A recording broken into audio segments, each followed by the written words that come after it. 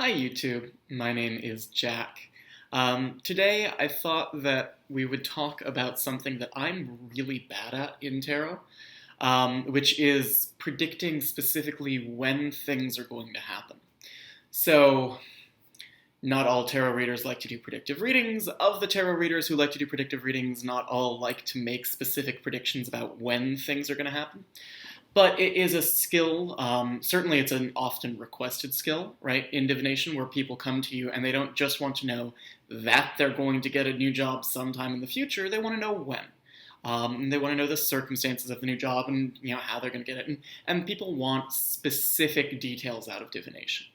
And it can be really scary to try to offer those specific details because the more specific you get, the easier it is to be proven wrong, right? The easier it is to screw something up and end up giving someone false information, or if you still struggle, if you still have doubts, which even the best of us do. God knows I have doubts about divination from time to time. It's easier to feel like if I give really specific information about when a thing is going to happen or how a thing is going to happen, and I get proven wrong, then that's somehow evidence that this is all bullshit, and I'm wasting my time and everyone else's time, and it's just better to avoid that whole issue and retreat into the metaphorical and the abstract and sort of the vague platitudes of, oh, yes, there will be a change in your life at some point in the future. Which, of course, there's going to be a goddamn change in the Querent's life in the future. That's just how life is. And this is something I certainly struggled with for the first several years of tarot reading. It's only really recently in the past couple of years that I've been willing to let go of that doubt and start making more specific, concrete, pointed predictions, which in my own personal development has had a lot to do with getting involved in witchcraft and just sort of letting go of that hypercritical, rational, materialistic side of my brain. But, setting my own personal development aside, it's a big issue, and it's a big trouble for a lot of people. So, I have a friend who likes to say, and she says this with regard to doing magic, but also I think it applies with divination. When you do something specific, you put your ass on the line because you allow for the possibility that you're going to be wrong. You allow for the possibility that you're going to mess it up and that there's going to be a learning curve where you're going to get things wrong for a period of time before you start to learn how to do it right and make the good predictions and develop a track record of success. But on the flip side, the more specific you allow yourself to be, the more you allow yourself to risk being wrong, the more you give yourself the opportunity to build that track record of success. So I think it's, I don't think everyone has to do it. Read tarot however you want. But I think it's potentially a valuable thing to invest time into learning how to do. And I am really inconsistent and really bad at predicting timing with tarot. There are other divinatory tools that are really good for this sort of thing, that are really well suited to saying when XYZ will happen. Tarot is a storytelling tool that can be used. There are techniques that exist that you can leverage in order to say when a thing is going to happen with tarot. But it's not as easy, it's not as mechanical, and I think there's a good element of tarot that's just, it relies on making an intuitive connection in a way that you can't always just compute. So there are a couple of different techniques. I sort of use them interchangeably depending on the flow of a reading. I'll turn up a card, see how I feel about it, and go from there. But there are a couple of different ways to say when a thing will happen, right? And sometimes it's really easy for me to see what the outcome is, right? I did a reading very recently where someone wanted to know when they would meet their next lover. And I pulled up a card and I said, you'll meet your next lover in August of this year. Khalas, we're done. Whereas, likewise, also fairly recently, I had a reading where, I had said that something was going to happen in someone's work environment and they wanted to know when that was going to be. And I pulled up a card and I sort of stared at it for 5 minutes and I was like, maybe sometime in the next 7 weeks? Or possibly also when the moon is in Aquarius? So, it's a skill that I am still working on developing because it's not an area of strength for me.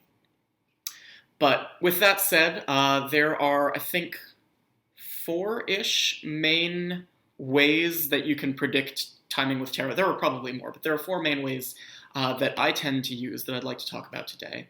The first of which is just to use basic astrological correspondences and map that to months of the year, sun signs, sun ingress. And so, for anyone who's unfamiliar, the tarot deck has a number of astrological correspondences that were put into place, without getting too much into the weeds of the history, largely by the Golden Dawn. And most cards have at least a zodiacal correspondence, if not a zodiacal correspondence and a planetary correspondence. So you can just pull a card and look at the zodiacal correspondence. So the 9 of Wands corresponds to Sagittarius. So you can pull a card and say, when is XYZ going to happen? It's going to happen when the sun is in Sagittarius. Likewise, one of the cards I had actually sort of pre-drawn to demonstrate for this video is also a Sagittarius card. This is Art. It's also called Temperance in the Rider-Waite-Smith deck. And this is one of the major arcana. This corresponds to Sagittarius in the Golden Dawn system. And so one way to predict specifically, to give yourself a range, is just sort of to take the movement of the sun through the zodiac over the course of the year, take zodiacal correspondences of the cards and say, pull one card, what's the zodiacal correspondence? The thing will happen when the sun is in that sign. And so that's a pretty straightforward, pretty intuitive way of reading these cards. Sometimes I use that and it works. Sometimes it doesn't feel right. I don't necessarily have a good metric to say when one way of doing it is better than another. I do it largely by instinct, and unfortunately that's difficult to communicate to other people, that sort of nuance of this feels right in this case but not in this case. But, there you go. So that's one simple way. Another simple way is to pick a unit of time based on how long you expect something to take, and say, how many months until this happens? How many days until this happens? And then you pull a card and you just read the number of the card. So, how many days until such and such things happen? It's the Chariot. It's number 7 in the deck, so 7 days. So it'll be a week until this thing happens. That's a level of really hyper-concrete specific prediction that a lot of the time I get skittish with. I get uncomfortable with being that specific. I've done it before and it's worked. I've done it before and it hasn't worked. Yeah, I don't know. It's, all of these techniques are things that I'm just sort of throwing out there. Use them or don't use them at your own peril. If you feel like they're going to work for you, go for it. If you want to try them, there's no harm in it. But something that specific of this will happen in exactly 7 days, I really have to be in the groove for that. I really have to be in the zone in order to be willing to make that level of a prediction. And it's happened before, right? I have a friend who's a phenomenal tarot reader who at one point was reading for someone who was, a professor asking about enrollment in one of her courses, and ended up saying there will be exactly 9 students registered in this course, and lo and behold, she ended up being right. Like, it's possible to make that level of hyper-specific prediction, but you really have to trust yourself, and often I don't. So that's, it says more about me as a reader than necessarily about the art of tarot. But, so those are the 2, easiest ways. The next, probably one of the most common ways. This is probably the technique that I see people talk about the most often, and it's similar to the one that I just described in that you're using a number and then sort of prescribing a length of time. But the difference is you allow the suit to determine the length of time that you're dealing with. So it works based on the elements that the suits correspond to and the relative sort of speed or density of these elements. So fire is the lightest and fastest element. So if you draw a Wands card, it's going to be something that's going to happen very soon. Usually the way I see it done is Wands cards represent the number of days. Swords cards will represent the number of weeks because that's the next fastest and lightest element is air. And then cups will be the number of months, and discs or pentacles will be the number of years. And so if you draw, these are all sixes. If you draw the Six of Pentacles and something is very far off, it's going to take 6 years to come to fruition. Whereas if you draw the Six of Wands, it'll take 6 days. If you draw the Six of Swords, it'll take 6 weeks.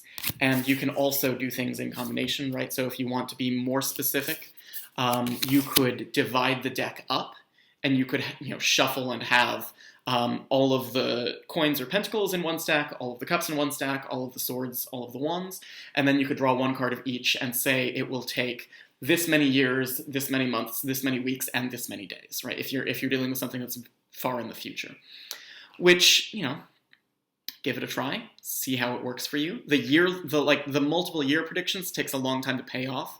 It takes a long time to build that record of success, or to have failures and then have to go back and figure out why you failed and reassess. But, it's a way that some people do things. A lot of people will, when they're using this sort of technique, they'll separate out the major arcana and the court cards so that when they're drawing a card, they're only drawing a card that will have a number and a suit that they can interpret with this timing technique. The other option is to allow the major arcana and the court cards to sort of be wild cards. So if you draw one of the majors, for example, I'll just pull Death out of the deck here, the answer is basically like when you shake a magic 8-ball and it says ask again later, right? You don't get to know the timing on this particular thing that you're asking about for whatever reason. It's out of your hands, it's not decided yet, whatever. But a major arcana card would be an indication that, you don't get to have an answer to that timing question at this juncture. Similarly, you could take any of the court cards. Let's just shuffle through and see if I can find a court card. If you draw the Knight of Swords, Swords gives you a rough indication of the time frame, right? We're dealing with weeks as opposed to years, but it doesn't allow you to get more specific than that.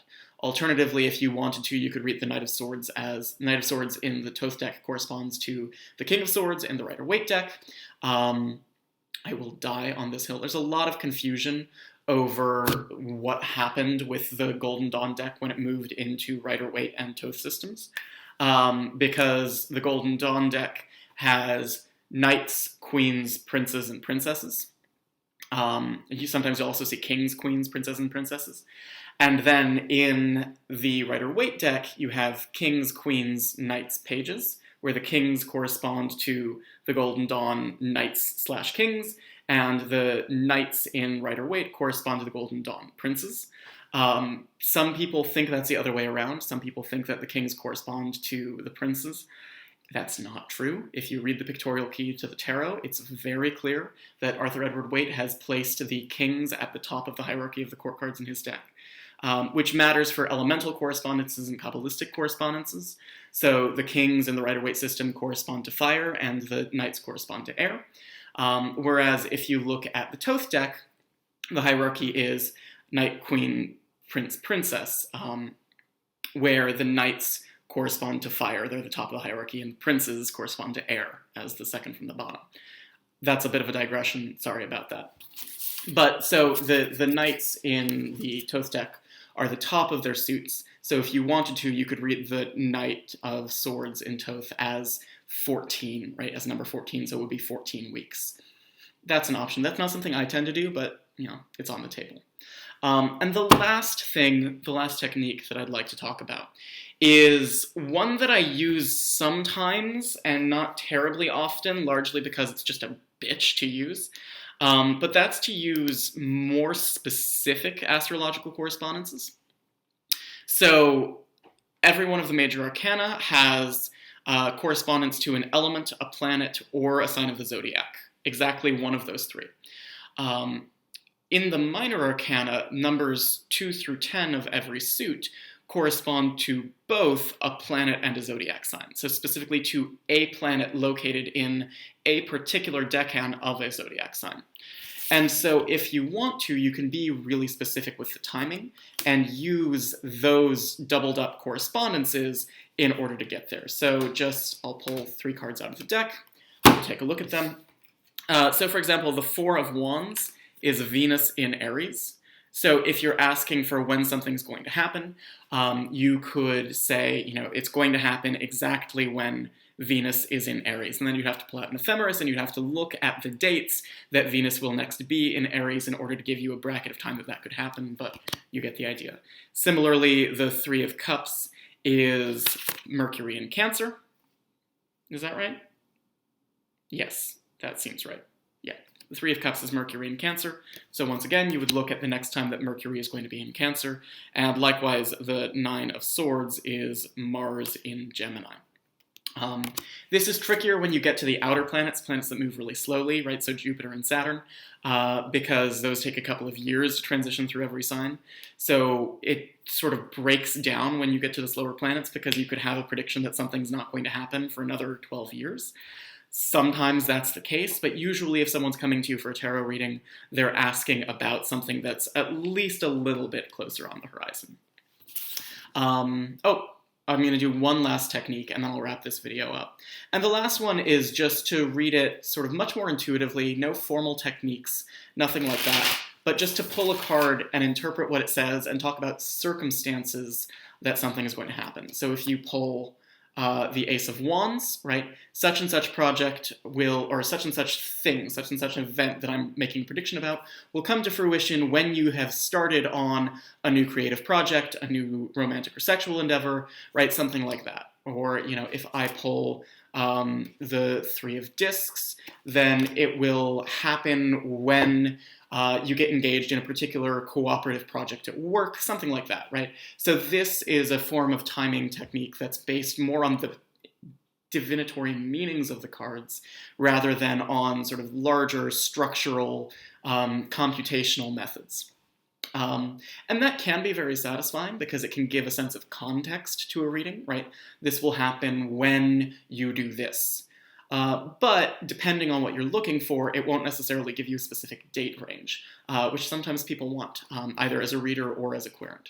So yeah, anyways, that's about all I have for today, so I'm going to wrap this video up. I hope you've enjoyed. Let me know if you do use any of these techniques, if there are other techniques that you like to use, if you don't like to do timing readings in tarot. Yeah, I'd like to hear your thoughts. Anyways, for now, I'm going to wrap it up. Have a good one. Bye.